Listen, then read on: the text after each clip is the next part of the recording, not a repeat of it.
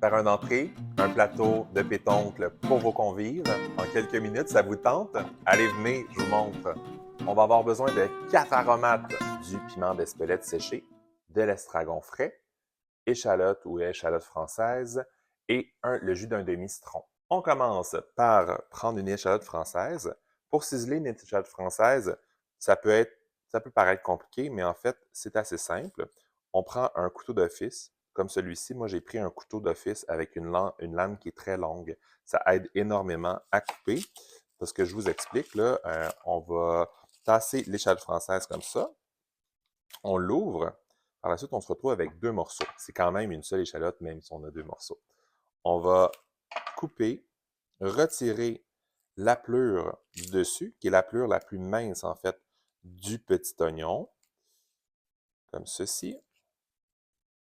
On fait attention de garder la queue. Moi, c'est ce que je préfère faire parce que ça attache l'oignon lorsqu'on vient couper le tout. Donc, voilà. On tasse le tout. Et on va commencer, on se recule au bord de notre plateau et on va venir tout simplement couper notre échalote sur le sens parallèle à la planche à découper en faisant de petites lamelles. On fait attention de toujours garder attaché l'échalote. On va faire attention de toujours garder l'échalote attachée au cul, en fait, à la partie où il y a les racines. Ensuite de ça, sur le sens opposé, donc perpendiculaire à la planche, on va venir avec notre couteau d'office, pointer jusqu'au fond de l'échalote et la couper. Ça nous permet en fait d'avoir de petits morceaux. Là. Si ça commence à se défaire, c'est vraiment pas grave. Ensuite, c'est là qu'on prend le couteau du chef.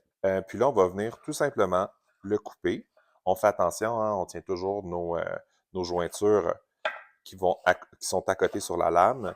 Et on prend notre temps de couper. Vous voyez mon couteau, là, tranquillement, la pointe se dépose et ensuite, je dépose le derrière du couteau. C'est comme ça qu'on cisèle une échalote. Donc, ça peut paraître compliqué, comme je disais au début, mais ce ne l'est pas vraiment. Il faut simplement se pratiquer. Si vous n'êtes vraiment pas à l'aise de couper, de travailler avec des couteaux proches de vos doigts, je comprends ça. Vous pourriez mettre l'échalote coupée grossièrement dans un robot culinaire, puis après ça, le passer au robot, il n'y aurait pas de souci. Vous arriveriez pratiquement à la même... en fait, vous arriviez à la même saveur. La texture serait légèrement différente, par contre, mais ça serait quand même très, très bon. Par la suite, c'est l'estragon. C'est autant de l'estragon. L'estragon, c'est assez simple. Ce que vous allez venir faire, c'est de le passer sous l'eau pour le rincer. Ensuite, vous allez le mettre dans un papier sopalin, asséché comme celle-ci, sont super belles. Ce qu'on va venir faire, c'est l'effeuiller. L'estragon, au Québec, ça peut être vivace, tout dépendant des variétés. C'est super simple, on peut le planter dans notre jardin, potager si vous désirez. Quoique moi, j'ai une préférence de le planter au jardin parce que ça fait un buisson qui est joli et ça ne prend pas de place dans mon potager. Donc, et puis, en fait, avoir l'estragon, c'est super intéressant parce que il en faut dans pratiquement tout. C'est une herbe qui est excellente et vraiment vivifiante. On n'a pas besoin de beaucoup d'estragon, environ 45 millilitres tout simplement. Pour ciseler une herbe, n'importe quelle herbe, ce qu'on fait, c'est de faire un petit baluchon, un petit paquet comme ceci, et on va venir tout simplement hacher avec le couteau. Ça vous permet de beaucoup, en fait, de rapidité, parce qu'on l'a tout mis au même endroit et on l'a compressé, et aussi d'avoir une genre d'égalité dans la coupe. Souvent, la coupe qu'on voit, c'est ce qui est bon, c'est quand c'est égal, quand les ingrédients ont tous à peu près le même format, surtout pour le beurre composé. Comme ça, on ne voudrait pas avoir des choses là, qui seraient plus gros, plus petits. On essaie que ça soit pas mal uniforme. Ça vous permet une meilleure texture, puis en fait, un meilleur goût. Donc, on a mis dans le bol estragon et échalote. Par la suite, ce qu'on va venir faire, c'est ajouter le beurre. Pour le beurre, on va parler d'environ un quart de livre de beurre, donc une livre de beurre coupée en 4 bâtonnets. Donc, vous allez utiliser un seul bâtonnet que vous allez venir mélanger. Ou on pourrait aussi, ceux qui utilisent une balance, environ 115 grammes de beurre non salé naturellement, qu'on viendrait mélanger aux échalotes. Donc, on ajoute un quart de livre de beurre, donc environ 115 grammes, qu'on va venir mélanger aux échalotes et à l'estragon. À l'aide d'une maryse, vous allez venir, en fait, écraser le beurre qui est mou. Je l'ai laissé sortir environ 1 heure du réfrigérateur pour m'assurer cette texture. C'est ce qui va faire que votre recette va bien fonctionner.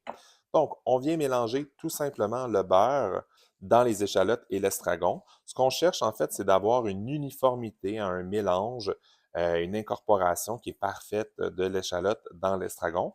En plus, en faisant ça, ce que vous venez faire, c'est libérer un peu la saveur de l'estragon dans le beurre parce qu'en l'écrasant légèrement, ça vient en fait transférer sa saveur au beurre, ce qui est excellent et ce qui va donner encore plus de saveur. Donc, on commence à avoir une uniformité. On va ensuite prendre notre citron. Pour un citron, moi, qu'est-ce que j'aime faire pour avoir le plus de jus possible? C'est de le rouler comme ça sur la planche avec la paume de ma main en l'écrasant légèrement. Là. Vous venez pas faire une galette avec le citron, mais vous l'écrasez comme ça en le roulant sur la planche. Ça va libérer énormément de jus. Si vous voyez, regardez là à l'intérieur, c'est beaucoup plus lousse, on dirait. Ensuite de ça, mais moi, je prends une petite passoire parce que mes citrons, ils ont des pépins. Et un presse-agrumes vient tout simplement libérer le jus d'un demi-citron au-dessus du beurre. Ça va aider, en fait, à ramollir le beurre plus facilement et plus rapidement. Donc, ça va activer l'incorporation des aromates. C'est possible que vous ayez un peu de difficulté là, avec le beurre ici là, qui va moins bien s'incorporer si vous n'avez pas les ingrédients à la même température. Donc, moi, je vous conseillerais fortement de sortir votre beurre en même temps que le citron, les laisser tempérer 1 heure, 2 heures sur le comptoir pour qu'il soit le plus mou possible et pour que le citron, le jus de citron, en fait, s'incorpore le plus facilement possible dans le beurre pour que ça soit le plus facile à manier. En fait, ce que vous voulez, c'est sauver du temps, tout simplement. Vous ne voulez pas être en train de faire cette recette-là pendant 20 minutes. On veut toujours là, sauver du temps.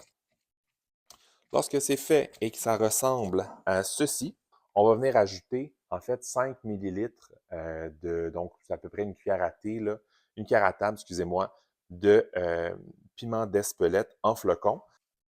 Là, ici, là, on commence à avoir une très, très belle texture. Quand cette texture-là est atteinte, vous allez rajouter environ 10 millilitres de sel, 5 millilitres de poivre. Le poivre, c'est au goût. Vous pourriez prendre un poivre noir, un poivre de Campo. Moi, aujourd'hui, j'ai utilisé un poivre de Vociféry qui ressemble un petit peu à l'agrume. Donc, avec le citron, le piment d'Espelette, ça va très bien se balancer. Lorsque le beurre est super bien mélangé, donc que tout est bien incorporé, ce que vous allez faire, c'est le verser dans un papier parchemin. Dans ce cas-ci, j'ai superposé un papier sulfurisé, donc un papier parchemin plié, parce qu'on veut faire, c'est un rouleau, ça va être beaucoup plus facile, en fait, à servir le beurre. Donc, à l'aide de votre corne à pâtisserie, vous allez tout simplement pousser sur le papier parchemin, parce que ce que vous voulez faire, c'est un rouleau qui est environ la grosseur des pétoncles. Parce que ce beurre, vous allez devoir, en fait, réfrigérer ce beurre-là une trentaine de minutes. Parce que ce que vous voulez, lorsque vous allez faire cuire les pétoncles, c'est que le beurre soit assez froid pour qu'il se maintienne le plus possible sur le dessus du pétoncle pour pas qu'il tombe de chaque côté trop rapidement. Donc, c'est la raison pourquoi je fais ce rouleau.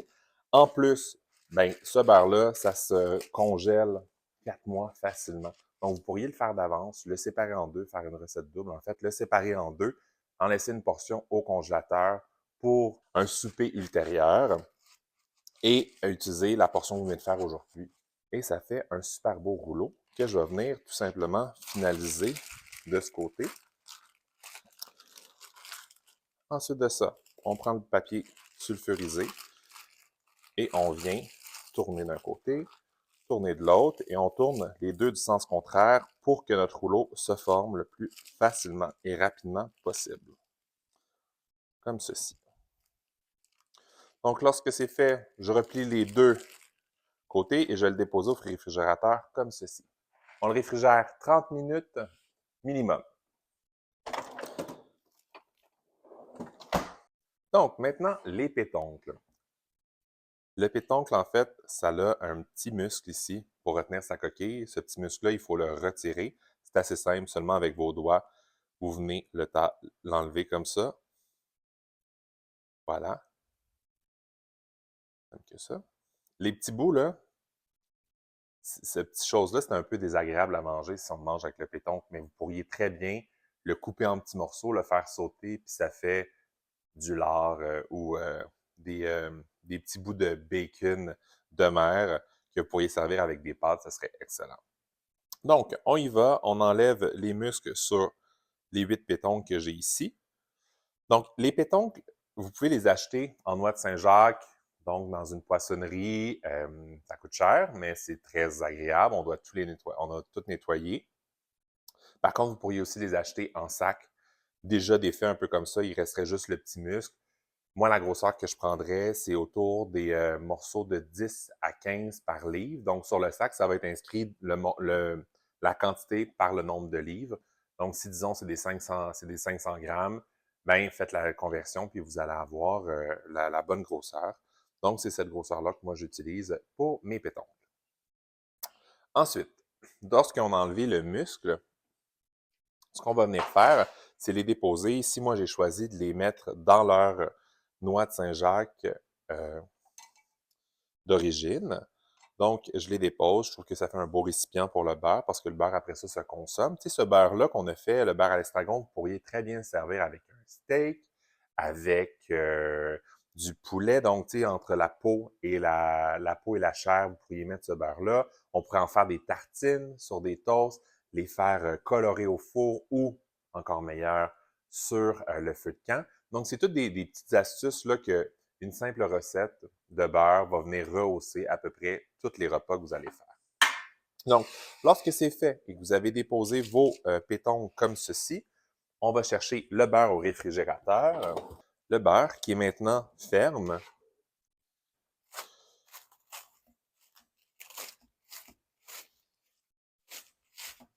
On peut tout simplement prendre un couteau, on vient couper à travers le sac, comme ceci. On réemballe le tout, en fait la moitié, et on la met au congélateur. Pour la portion qu'on a coupée, on vient la déballer comme ceci.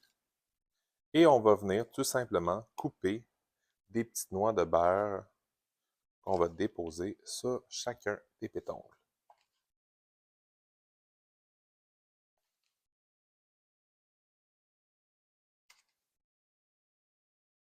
Lorsque c'est fait, on enfourne à 450 degrés au four. Donc, faites préchauffer votre four d'avance. Vous pourriez même le faire préchauffer une vingtaine de minutes avant d'enfourner. Ça cuit 4 à 6 minutes maximum. Si vous avez l'option Convection Roast sur vos fours, il y a de plus en plus de fours qui l'ont. Vous pouvez le mettre à cette option-là. Et l'option Convection Roast, ce que ça fait, en fait, c'est que ça fait un four à convection normalement.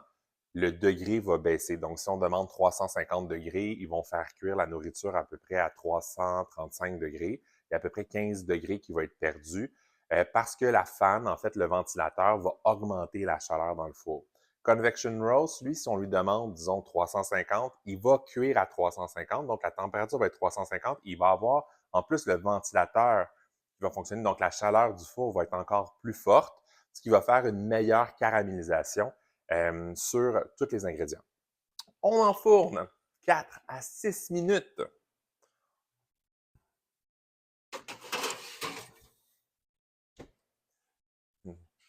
Pendant ce temps-là, je vais vous proposer deux méthodes pour servir, donc une en entrée et l'autre peut-être plus un plateau apéro.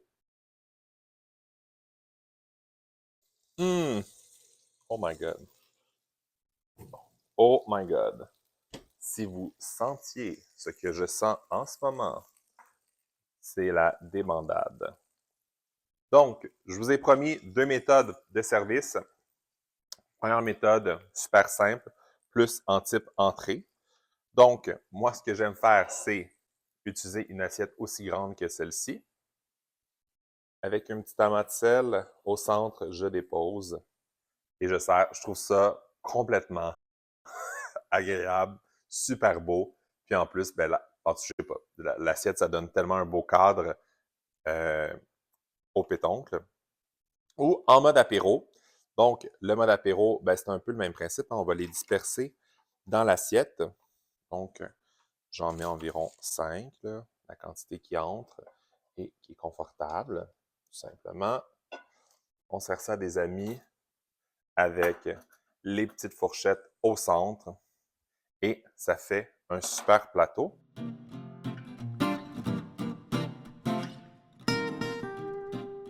Maintenant, c'est à moi de goûter.